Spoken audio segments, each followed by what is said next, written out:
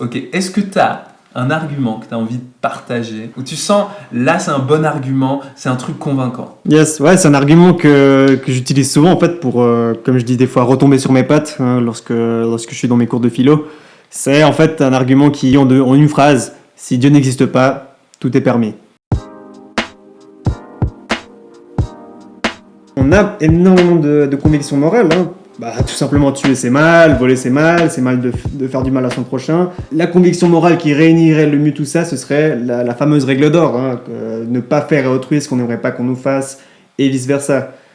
Le problème, c'est que si on suppose que Dieu n'existe pas, comment est-ce qu'on pourrait justifier ces règles morales? Comment est-ce qu'on pourrait justifier ces principes moraux? Si en effet Dieu n'existe pas, et que par exemple, supposons l'évolution est vraie, les principes moraux sont des principes d'adaptation qui nous ont permis de vivre, dans ce cas, j'ai pas l'impression qu'il y a un fondement qui soit objectif, qui soit transcendant et surtout qui soit atemporel. Parce que ça dépendrait énormément de notre temporalité. Et donc là, on arrive, je pense, à des situations, il y a des conséquences qui peuvent vraiment remettre en question. Pourquoi on a besoin d'un fondement transcendant? C'est quoi le problème de dire, oui, il fut un temps, l'Homo sapiens pouvait avoir telle conception du mal, mais maintenant ça a évolué, on a telle conception, et voilà. Est-ce qu'on serait prêt à assumer que demain, on aurait une conception morale différente? Et ça, moi, personnellement, je suis pas sûr. Deuxièmement, si aussi on considère que les lois morales sont subjectives, qu'elles dépendent de notre évolution, que c'est en fait chaque individu qui a construit sa propre morale pour s'adapter, on peut arriver, je pense, à un certain choc de valeurs. Je crois que c'est ce que C.S. Lewis avait amené, c'est la nécessité un peu d'une tierce personne qui puisse réunir d'une certaine manière. Et donc, dans la transcendance, dans quelque chose qui ne dépend pas de l'évolution, qui est au-delà même de l'existence terrestre, on peut tout à fait trouver ça. Et on peut tout à fait même admettre et croire que tout simplement, la morale dictée par Dieu, ou la morale fondée sur Dieu, dans un socle solide comme Dieu, est bonne. Donc si je te suis bien, tu es en train de me dire que si je crois pas en Dieu, j'ai un problème parce que je peux pas justifier mes convictions morales dans autre chose que soit un développement culturel, soit un développement biologique, naturel, et que du coup, en fait, ça rend problématique la notion même de morale, en fait. Parce que si on dit le commandement « tu ne tueras point » ou même n'importe quoi, genre « il ne faut pas être raciste », si tu prends le commandement « il ne faut pas être raciste » et tu dis en fait, ce commandement-là, il vient de l'évolution ou de la culture, ce que tu es en train de dire, c'est du coup, il est relatif, donc je peux choisir ou non de le suivre.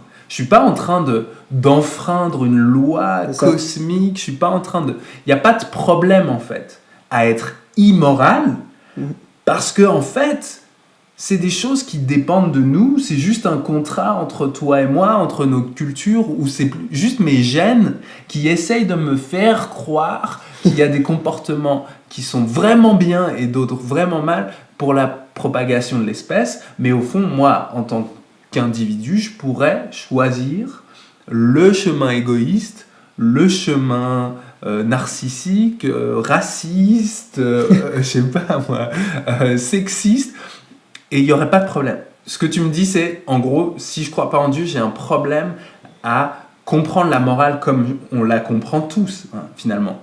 Quand on dit le racisme, c'est mal, c'est pas le racisme, c'est mal de temps en temps, ou le racisme, j'aime pas ça. Ouais. On n'est pas en train de dire le racisme, berk. On est en train de dire non, le racisme, c'est fondamentalement mauvais, de tout temps. Il y a un exemple qui dit il fut un temps où la plupart de l'humanité croyait que l'esclavage, c'était soit bon, soit moralement neutre. Ouais.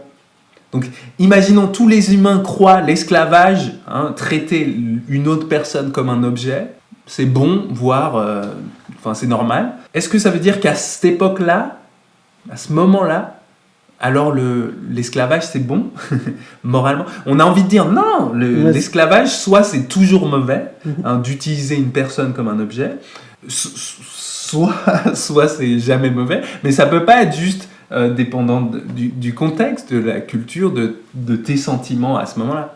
Ouais. Ok. Ouais, c'est ça, et c'est là qu'on voit la nécessité en fait que la morale soit ce qu'on appelle transcendante, soit atemporelle, donc ne dépende pas d'une époque, ne dépende pas d'un contexte. Mais donc pour toi, si je suis chrétien, je peux quand même croire que la morale change d'une époque à une autre? Je pense tout à fait, et ça c'est quand même quelque chose qui mérite d'être expliqué, qui peut être un peu technique, c'est que, à mon avis, il y a quand même certains principes moraux, voilà, qui sont basiques, qui sont eux immuables, tout simplement la dignité humaine, la dignité de mon prochain, le fait d'aimer mon prochain. Ça, je pense, c'est des principes moraux qui sont parfaitement, voilà, qui sont centraux, transgénérationnels au final, qui de génération en génération peuvent se transmettre. Par contre, c'est tout à fait possible qu'il y ait d'autres valeurs morales, qu'il y ait des valeurs morales qui soient peut-être un peu plus précises et qui soient un peu plus relatives à chaque époque, qui, je pense, peuvent tout à fait changer. Et on a vu au final, au fil des années, comme par exemple le rôle de la femme dans l'église a pu changer. Nous, par exemple, dans notre église, on admet qu'une femme puisse prêcher. À l'époque, et dans d'autres générations, même dans d'autres cultures, aujourd'hui, c'est impensable tout ça. Donc, en tant que chrétien, c'est intéressant de réaliser que à la fois, il y a des valeurs morales qui sont immuables et qui sont, j'ai envie de dire, presque intouchables, mais il y a quand même certaines valeurs morales qui peuvent être relatives, qui peuvent dépendre aussi d'une certaine culture.